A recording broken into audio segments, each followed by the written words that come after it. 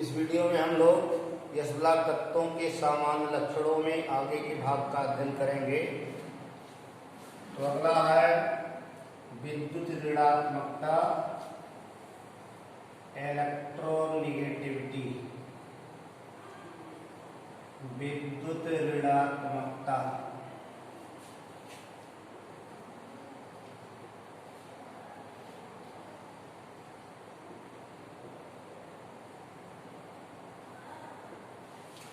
विद्युत ऋणात्मकता का तात्पर्य है इलेक्ट्रॉन को अपनी ओर आकर्षित करने की क्षमता।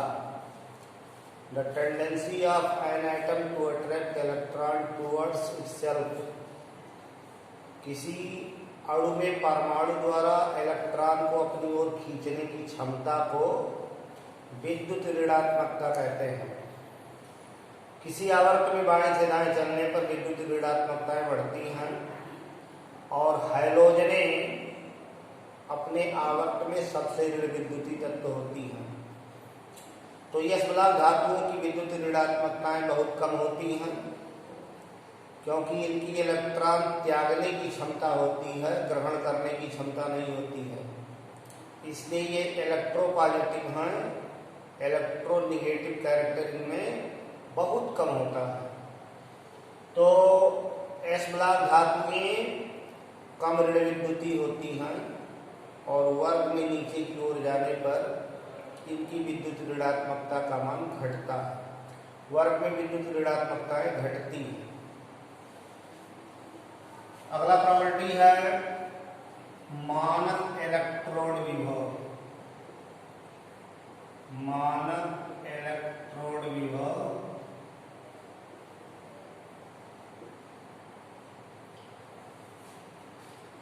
Standard electrode potential.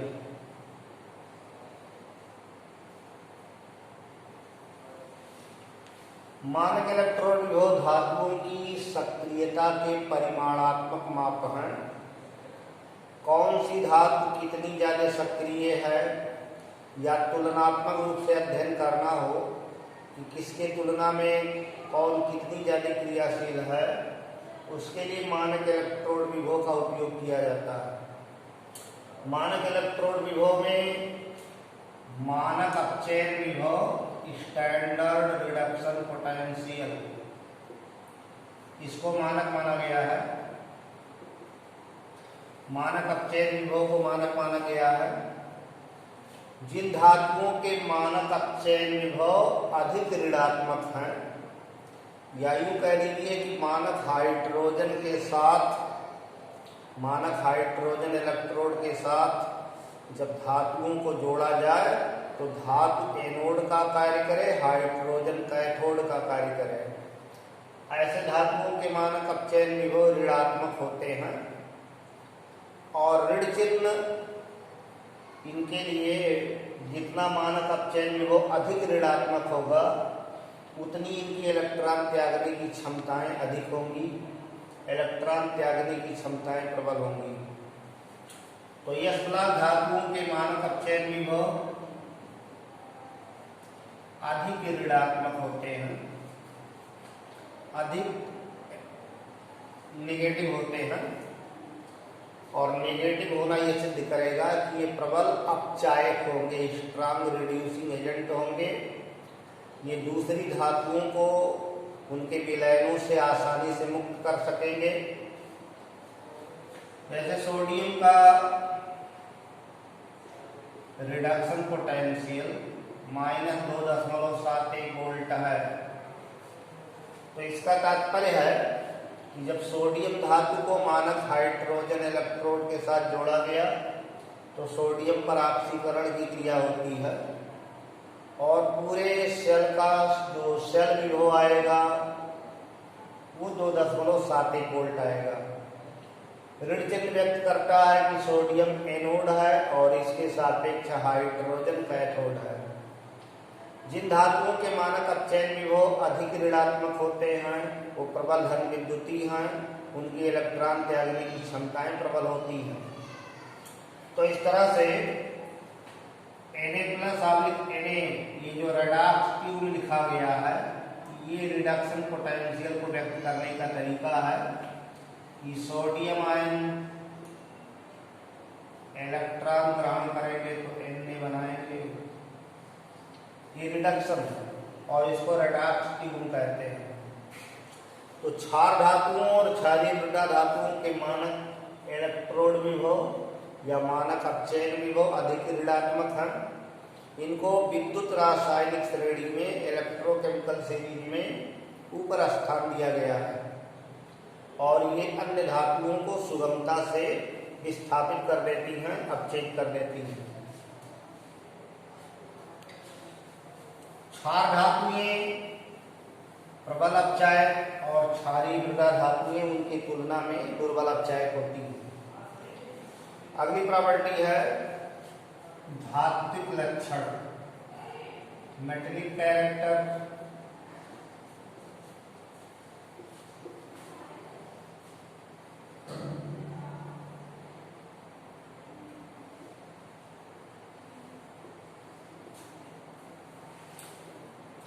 तो हाइड्रोजन को छोड़कर इस ब्लॉक के सभी तत्व धातु हैं, सब में धात्विक गुण पाया जाता है।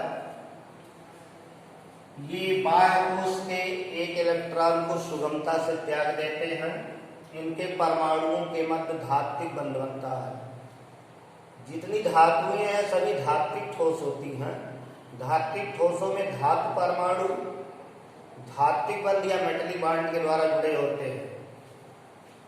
मेटलिक बॉन्ड में धातु का या मेटल का प्रत्येक परमाणु इलेक्ट्रॉन त्यागता है। इस तरह धातु का धनायन इलेक्ट्रॉन के समुद्र में डूबा रहता है। इसमें सभी इलेक्ट्रोपॉजिटिव है, इलेक्ट्रॉन देने वाले सभी हैं। तो इनके द्वारा जो मुक्त इलेक्ट्रॉन है उसके समुद्र में धनायन डूबे रहते हैं। धनायनों को कर्नल्स कहते हैं। एस ब्लॉक की धातुएं प्रति धातु परमाणु धात्विक बंध बनाने में एक या दो इलेक्ट्रॉन का प्रयोग करती हैं। इसलिए धातु परमाणुओं के मध्य बनने वाला धात्विक बंध कमजोर होता है और धात्विक बंध कमजोर होने के कारण ही ये धातुएं नर्म, मुलायम और नीचे गलनांक वाली होती हैं। इन धातुओं को आसानी से चाकू से या नाखून से खुरचा जा सकता है क्योंकि धात्विक बंध कमजोर होता है।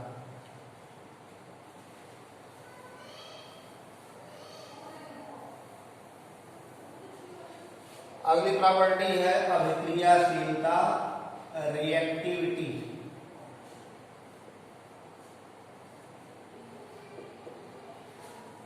धातुओं की जो अभिक्रियाशीलता है, क्रिया करने की जो गति है या अभिक्रिया करने की जो टेंडेंसी है वो इलेक्ट्रॉन त्यागने की क्षमता पर जाता है। एस ब्लॉक धातुएं अत्यधिक क्रियाशील होती हैं, प्रबल अपचायक होती हैं, प्रबल धन विद्युती होती हैं क्योंकि इनकी कणीकरण ऊष्माएं और ऊर्ध्वपातन ऊष्माएं, कणीकरण ऊष्माएं या ऊर्ध्वपातन ऊष्माएं और आयनन ऊर्जा दोनों कम होती हैं। कणीकरण या ऊर्ध्वपातन ऊष्मा का तात्पर्य है एक मोल धातु को सीधे ठोस अवस्था से गैस अवस्था में परिवर्तित करने के लिए आवश्यक ऊष्मा की जो मात्रा है वो हीट ऑफ सब्लिमेशन या हीट ऑफ एटोमाइजेशन कहलाती है। तो धातु को ठोस से गैस में बदलने में कम ऊष्मा लगती है और गैसीय परमाणु से इलेक्ट्रॉन निकालने में भी कम ऊर्जा लगती है, इसलिए ये सुगमता से इलेक्ट्रॉन त्याग देती है।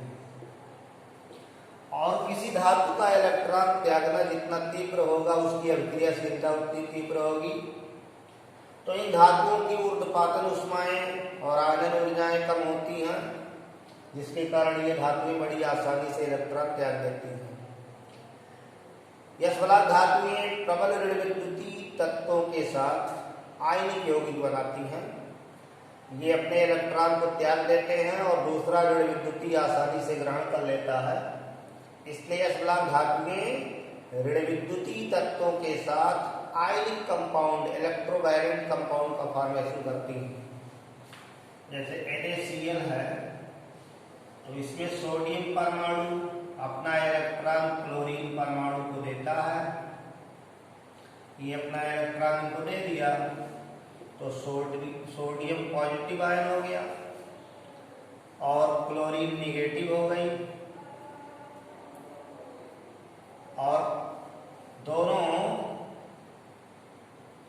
कैटायन और एनायन, धनायन और ऋणायन इलेक्ट्रोस्टैटिक फोर्स से बंध गए, फोर्स ऑफ अट्रैक्शन से बंध गए, तो यह एक यौगिक हो गया।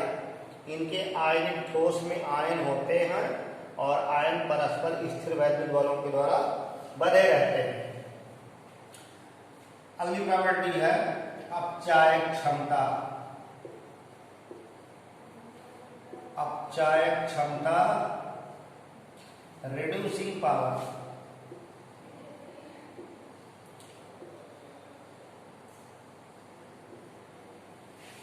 धातुएं अपचायक होती हैं, धातु के परमाणु अपचायक होते हैं। अपचायक का तात्पर्य है जो स्वयं ऑक्सीकृत हो, यानी जो इलेक्ट्रॉन त्यागता है और उसके निकले इलेक्ट्रॉन को कोई दूसरा ग्रहण करता है, तो ये दूसरे को अपचयित करते हैं, खुद ऑक्सीकृत होते हैं, इसलिए इनको रिड्यूसिंग एजेंट कहते हैं। तो यस ब्लॉक की धातुएं प्रबल अपचायक हैं, स्ट्रॉन्ग रिड्यूसिंग एजेंट हैं, क्योंकि इनमें इलेक्ट्रॉन त्यागने की प्रबल क्षमताएं होती हैं और ये सुगमता से इलेक्ट्रॉन त्याग देती हैं, जिसे कोई दूसरा ग्रहण करके आसानी से रिड्यूस हो जाता है, अपचयित हो जाता है। वर्ग में नीचे की ओर जाएंगे, वर्ग में नीचे की ओर जाने पर अपचायक क्षमता बढ़ती है, रिड्यूसिंग पावर बढ़ता है। अगला विशेष जिसका गुण है ज्वाला का रंग, फ्लेम कलर।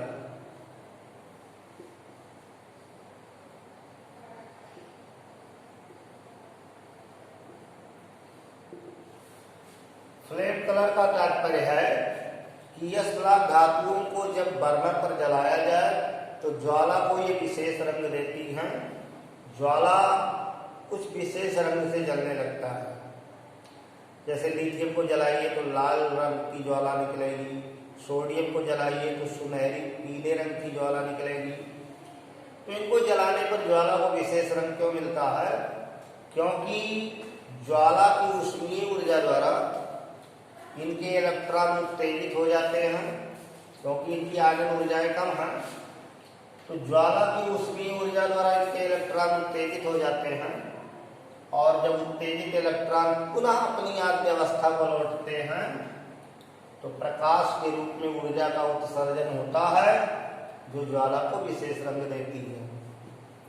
तो इनकी नीची आयन ऊर्जाओं के कारण इलेक्ट्रॉन का उत्तेजन होता है, और उत्तेजित इलेक्ट्रॉन जब पुनः आद्य अवस्था को लौटता है तो ज्वाला विशेष रंग की होती है। अगला है नेचर ऑफ कंपाउंड्स, यौगिकों की प्रकृति। इनके यौगिक किस प्रकृति के होते हैं? तो यस ब्लॉक की धातुएं जनरली आयनिक कंपाउंड बनाती हैं, आयनिक यौगिक बनाती हैं। इसमें जो छोटी त्रिज्या वाले हैं जैसे लिथियम, बेरिलियम, इनमें सहसंयोजक लक्षण ज्यादा पाया जाता है, लेकिन बड़ी त्रिज्या वाले सामान्यतः आयनिक यौगिक बनाते हैं। जैसे सोडियम क्लोराइड एक आयनिक यौगिक है, सोडियम आयन क्लोराइड आयन से बना है। पोटेशियम क्लोराइड आयनिक यौगिक है, पोटेशियम आयन क्लोराइड आयन से बना है। कैल्शियम क्लोराइड आयनिक यौगिक है, कैल्शियम आयन और क्लोराइड आयन से बना है। तो इस तरह इसमें जो यौगिक बनते हैं वो ज्यादा आयनिक कैरेक्टर वाले होते हैं, आयनिक प्रकृति वाले होते हैं, क्योंकि यस ब्लॉक की धातुएं सुगमता से इलेक्ट्रॉन त्याग देती हैं और इनके त्यागे गए इलेक्ट्रॉन कोई ग्रहण कर लेता है, जिससे धनायन और ऋणायन बनते हैं और धनायन और ऋणायन परस्पर स्थिर वैद्युत बलों के द्वारा इलेक्ट्रोस्टैटिक फोर्सेज के द्वारा बढ़ जाते हैं। क्षार धातुओं के जो ऑक्साइड हैं वो क्षारीय होते हैं और हाइड्रोक्साइड प्रबल क्षार हैं, जैसे lithium oxide, sodium oxide, potassium oxide, rubidium oxide, ये सभी क्षारीय प्रकृति के होते हैं। इनको अगर जल में डाला जाए तो ये हाइड्रोक्साइड बना देते हैं और इनके हाइड्रोक्साइड प्रबल क्षार होते हैं। तो इसीलिए एस ब्लॉक में जो फर्स्ट ए है उसको क्षार धातु या एल्कली मेटल्स कहते हैं। और इसी प्रकार जो सेकंड पी वर्ग है, जैसे बेरिलियम, मैग्नीशियम, इनके भी ऑक्साइड क्षारीय प्रकृति के होते हैं और हाइड्रोक्साइड इनके जो बनते हैं वो प्रबल क्षार हैं। क्षारीय मृदा धातुओं के जो हाइड्रोक्साइड हैं उनकी क्षारक प्रबलता क्षार धातुओं के हाइड्रोक्साइडों से कम होती है। वर्ग में नीचे की ओर जाने पर क्षारक प्रबलता बढ़ती है, आयनिक लक्षण बढ़ता है। वर्ग में नीचे की ओर जाने पर तो क्षारक प्रबलता बढ़ती है। हाइड्रोक्साइड वर्ग में नीचे की ओर अधिक क्षारीय होते जाते हैं। तो इस तरह एस ब्लॉक तत्वों का ये सामान्य लक्षण था। अब इसमें आगे पढ़ेंगे पी ब्लॉक तत्वों के सामान्य लक्षण। पी ब्लॉक तत्वों के सामान्य लक्षण पढ़े जाएंगे। P block elements.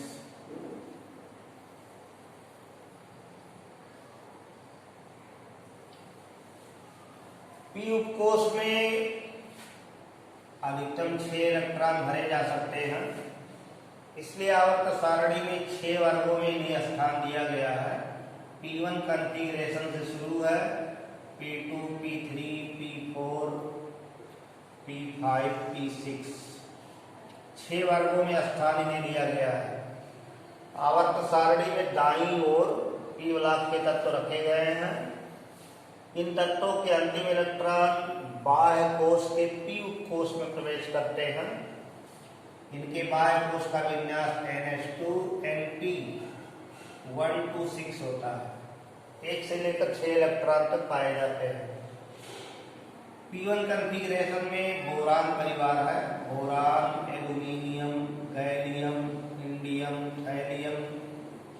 P2 में carbon, silicon, germanium, tin, lead.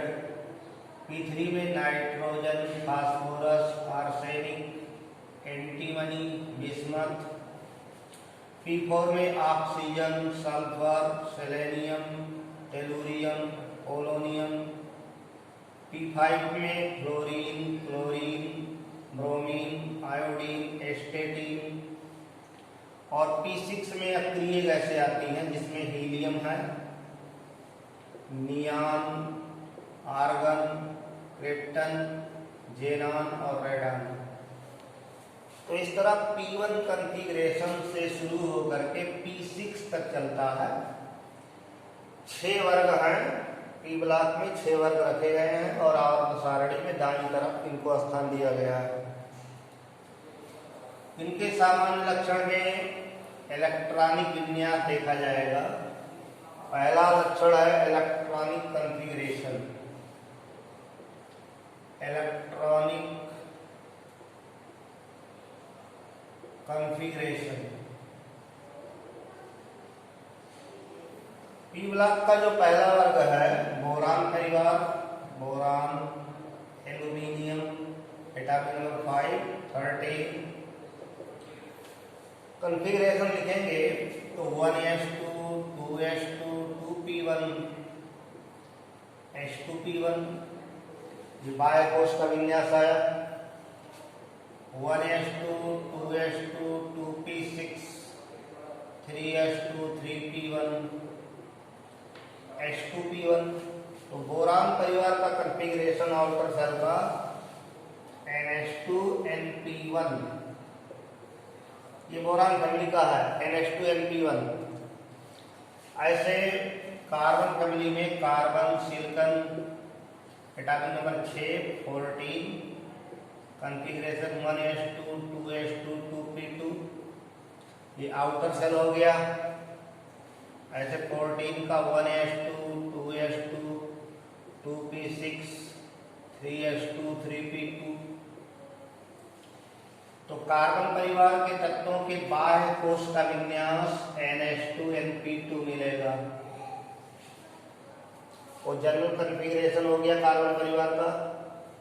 ऐसे आगे नाइट्रोजन है, नाइट्रोजन परिवार, nitrogen phosphorus 7 15 1s2 2s2 2p3, इनके बाह्य कोश का विन्यास 2s2 2p3 1s2 2s2 2p6 3s2 3p3।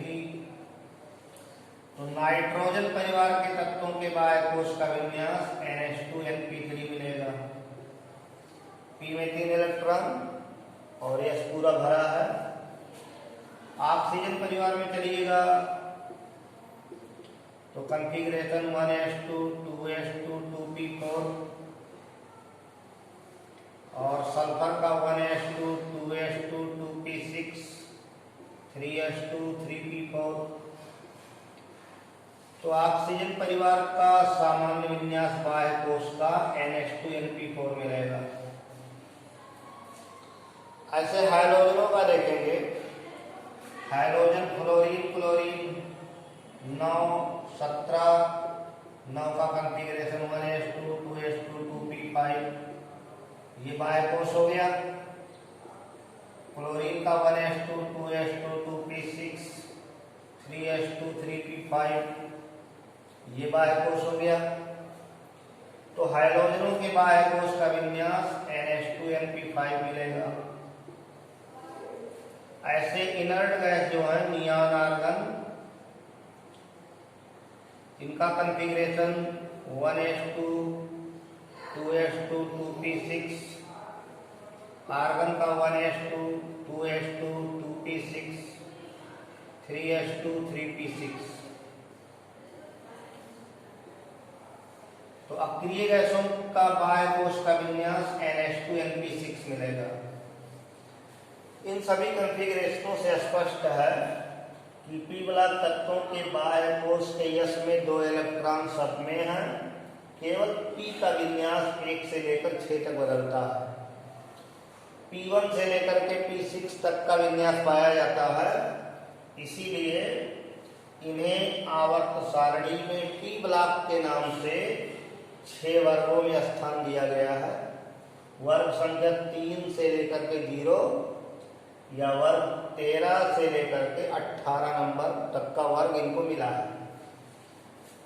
तो P ब्लॉक तत्वों को P ब्लॉक का तत्व इसलिए कहते हैं क्योंकि इनके अंतिम या विभेदी इलेक्ट्रॉन बाह्य कोश के P उपकोश में प्रवेश करते हैं। तो बच्चों, इस वीडियो में हम लोगों ने P ब्लॉक तत्वों के इलेक्ट्रॉनिक विन्यास तक का अध्ययन किया है। शेष अगले वीडियो में अध्ययन करेंगे। धन्यवाद।